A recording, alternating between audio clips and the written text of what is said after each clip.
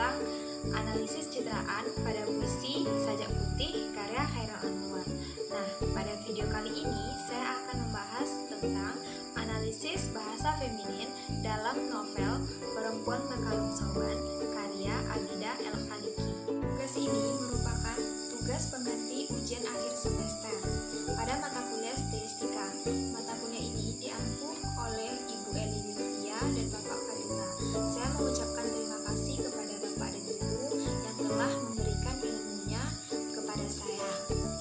Nah, teman-teman pasti sudah tahu kan apa itu stilistika? Stilistika itu adalah ilmu yang berkaitan dengan gaya bahasa atau ilmu yang mempelajari tentang gaya bahasa. Pada video ini, selanjutnya kita masuk pada bagian analisisnya.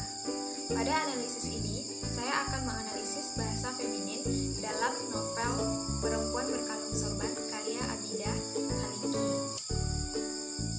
Dalam novel Perempuan Berkalung Sorban karya Abida El-Khaliki identik dengan bahasa perempuan yang mencerminkan isi hati perempuan.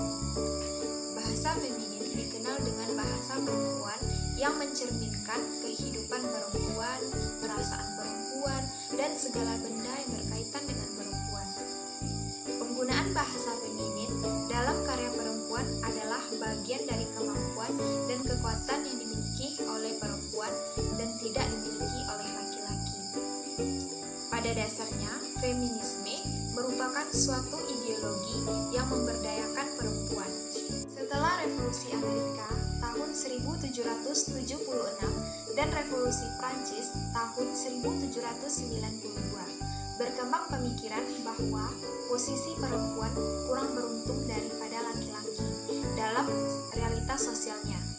Ketika itu, perempuan dan kalangan atas sampai kalangan bawah tidak memiliki hak-hak seperti hak untuk mendapatkan pendidikan, hak untuk berpolitik, hak untuk pekerjaan, dan hak milik. Karena tidak memiliki hak-hak tersebut, kedudukan perempuan tidaklah sama di hadapan hukum. Menurut mereka, ketertinggalan tersebut disebabkan oleh kebanyakan perempuan masih buta huruf, miskin, dan tidak memiliki keahlian. Menurut mereka, ketertinggalan tersebut disebabkan oleh kebanyakan perempuan masih buta huruf, miskin, dan tidak memiliki keahlian. Karenanya, gerakan perempuan awal ini lebih mengedepankan perubahan sistem sosial di mana perempuan diperbolehkan ikut memilih dalam pemilu. Dalam masyarakat tradisional yang berorientasi agraris, kaum laki-laki cenderung ditempatkan di depan. Perempuan Berkalung Sorban merupakan salah satu novel yang paling berhasil menyuarakan gabungan isu tentang opresi atau ideologis terhadap perempuan. Tokoh Anissa merupakan sosok tempat isu-isu tersebut dieksperimentasi dan secara dekonstruktif dimainkan menjadi metodologi strategis pengembangan wacana falokosentris. Salah satu caranya adalah melalui diri dalam Anissa sebagai yang menuruti bukan nafsu melainkan gairah. Anissa merupakan sosok yang terkekang dan ia ingin memerdekakan dirinya sendiri. Pembebasan Anissa ini dilakukan dengan cara membebaskan dirinya sesuka yang dia mau, terutama dalam hubungannya dengan laki-laki. Dia tidak terikat oleh perjanjian yang mengikatnya dengan laki-laki. Kita bisa melacak pilihan kebebasan itu di masa kecilnya. Dalam pengakuannya, Anissa telah menghilangkan keterkekangannya dengan mulai membantah perintah romonya untuk tetap hidup terkungkung dalam pondok pesantren. Dalam kehidupan masa kecil ini, hubungan kapitalis sudah mewarnai kehidupannya, di mana kakak-kakaknya boleh belajar naik kuda, ia dilarang. Ia disuruh untuk selalu membantu ibunya mengurus kegiatan dapur. Ketidakadilan yang dialami oleh Anissa sangat mencolok tentang perbedaan kelas antara kaum laki-laki dan perempuan ketika pemilihan ketua kelas di sekolah. Anissa yang memenangkan voting atau pemilihan suara, namun karena Anissa seorang wanita dan dalam pandangan pesantren, wanita tidak boleh memimpin laki-laki, maka diputuskan teman laki-laki Anissa dalam kelas yang menjadi ketua kelas, sedangkan Anissa sendiri menjadi wakil ketua kelas. Langkah Anissa di usia remajanya adalah sebuah perlawanan terhadap konstruk sosial yang memuliakan laki-laki untuk diberi keistimewaan oleh perempuan. Sementara lelaki dengan mudahnya meminta seorang istri walaupun usianya masih sangat belia.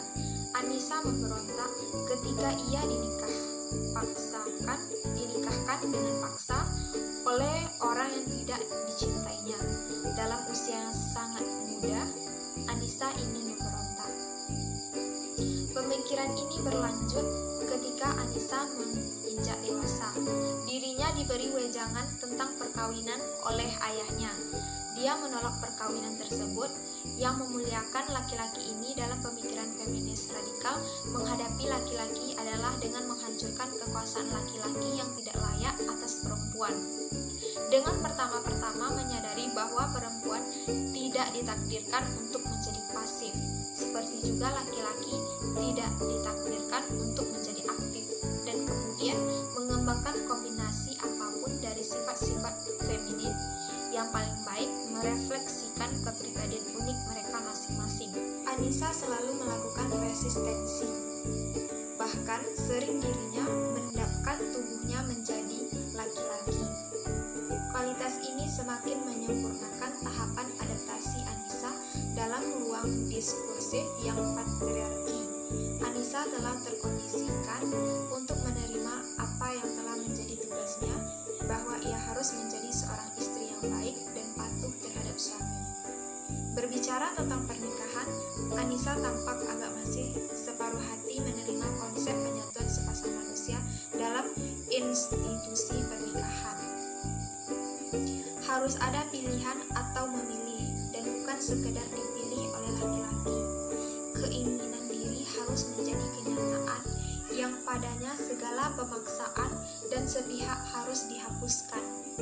Dengan demikian, seperti dalam pemikiran feminis Marxis, perempuan harus dibebaskan dari peran gender pada tingkat kapitalis, berusaha mewujudkan kesetaraan kedudukan antara laki-laki dan perempuan. Laki-laki dan perempuan akan memadukan feminin dan maskulin dalam keadaan yang mereka inginkan. Harus ada keselarasan yang seimbang.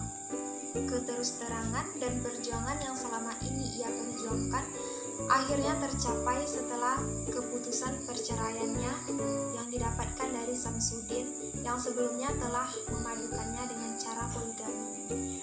Apa yang ia cita-citakan menjadi kenyataan setelah dia menikah dengan Kudori, orang yang sejak kecil dia cintai.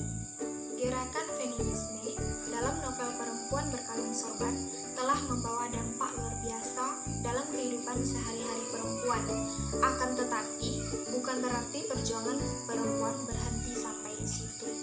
Wacana-wacana baru bermunculan hingga kini. Perjuangan perempuan adalah perjuangan tersulit dan terlama, berbeda dengan perjuangan kemerdekaan atau rasial. Karenanya, perjuangan kesetaraan tetap akan bergulir sampai perempuan berdiri tegak seperti manusia lainnya yang diciptakan Tuhan. Feminisme dalam novel Perempuan Berkalung Sorban ini dianggap sebagai usaha pemberontakan kaum perempuan untuk mengingkari apa yang disebut sebagai kodrat atau fitrah perempuan, melawan peranata sosial yang ada atau institusi rumah tangga seperti perkawinan dan lain sebagainya. Jadi, dapat disimpulkan bahwa menjadi perempuan disebabkan oleh nilai-nilai kultural dan bukan oleh hakikatnya.